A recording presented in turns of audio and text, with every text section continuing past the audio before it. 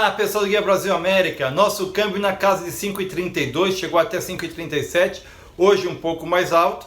E aí você tem algumas questões no mundo, Bitcoin que continua oscilando, a renda fixa, é petróleo, é uma série de circunstâncias aí, é o minério de ferro que a China diz que vai dominar e que não vai deixar que ninguém venha interferir no preço ou manipular o preço. Na verdade, eles estão bravos porque eles dependem do minério de ferro, e você tem a questão ali da Austrália, e eles meio que a Austrália fechou as portas, é o principal fornecedor de minério de ferro. Então eles querem criar um certo burburinho, e o mercado fica olhando e tudo bem. Agora, o que eu quero falar hoje mesmo é o câmbio e a política no Brasil.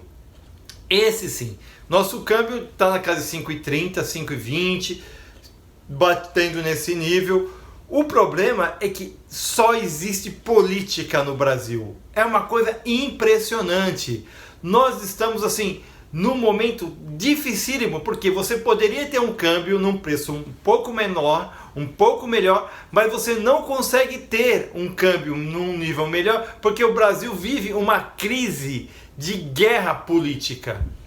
Vamos falar, por exemplo, o que aconteceu no final de semana. O presidente Jair Bolsonaro juntou uma galera e foi andar de moto ali no Rio de Janeiro.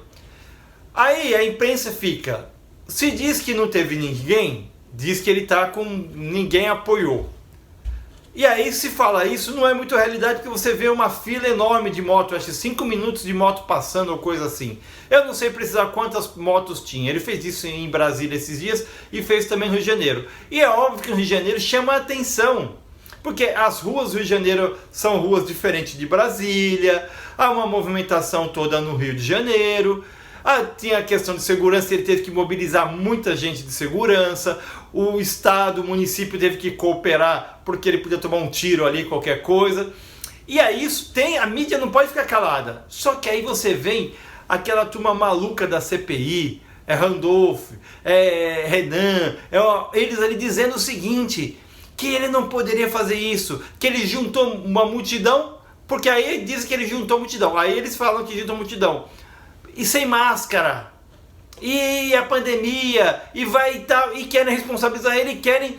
Então a CPI quer de qualquer forma. Você vê a pessoa falando ali, o Randolph falando no Fantástico, que quer botar ali, lógico, o Bolsonaro elegeu a Globo como inimigo. A Globo, todo mundo vê que ela está com uma situação difícil economicamente.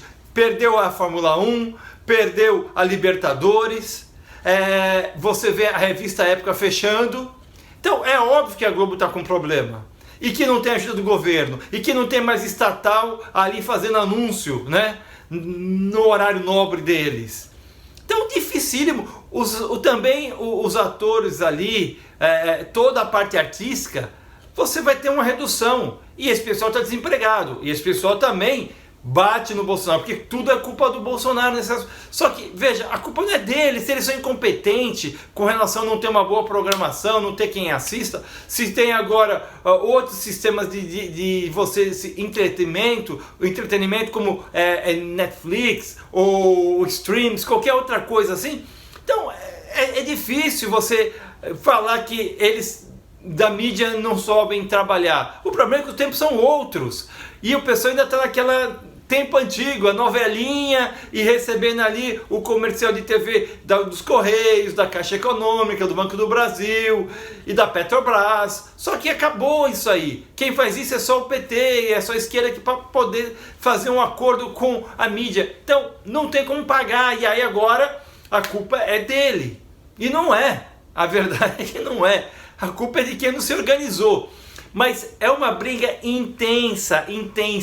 A mídia toda hora falando contra. Ele andou ali em Brasília, andou no Rio de Janeiro.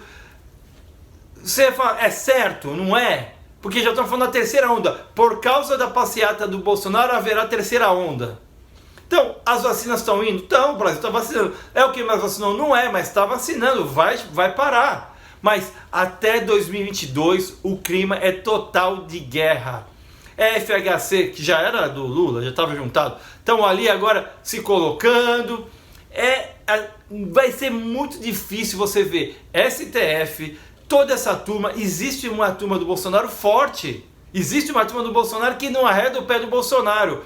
Olha, que Deus ajude o Brasil, porque o câmbio vai sofrer exclusivamente forte por causa da política. Economia também, sim, mas uma coisa atrelada à outra. Eles não querem abrir a economia. Olha o absurdo. Há um secretário de saúde na Bahia que diz que vai acabar fechando as empresas, as fabricantes de cerveja, porque ele achou um absurdo. Elas agora estão em pleno vapor, batendo recorde de produção, e eles são o culpado das pessoas estarem na rua na Bahia, porque se não tivesse bebida de cerveja, que é a maior bebida consumida na Bahia, as pessoas não iriam para a rua. Olha que absurdo. Quer dizer, eles vão querer acabar com a cerveja para as pessoas não irem para a rua por causa da pandemia. Tudo, eles pensam que eles podem pegar a pandemia e te amordaçar.